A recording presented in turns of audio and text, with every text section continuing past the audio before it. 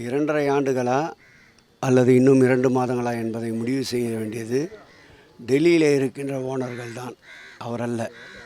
அந்த பதவியை பொறுத்தளவில் இசை நாற்காலியை போன்றது.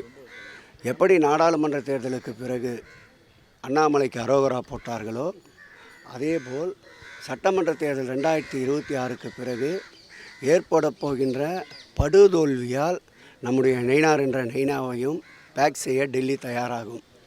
நைனாவை பொறுத்தளவில் அவரே விரும்பி பேசியிருக்கின்றார்.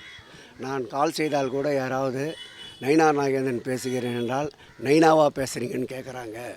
அந்த கட்சிக்காரங்களே இன்னும் அவரை பற்றி புரிதல் இல்லாதப்போ அவர் எப்படி தமிழ்நாட்டை திராவிட மாடல் ஆட்சியிடமிருந்து மீட்டெடுக்கப் போகிறார் என்பதுதான் தெரியவில்லை. ஆகவே நிச்சயமாக அவர் நாற்காலி 2026 சட்டமன்ற தேர்தலுக்கு பிறகு உறுதியாக காலியாகும் என்பதில் ஐயப்பாடு இல்லை. திராவிட முன்னேற்றக் கழகம் பெறுகின்ற வெற்றியால். இனி செய்தி வந்துச்சு உங்களுக்கு.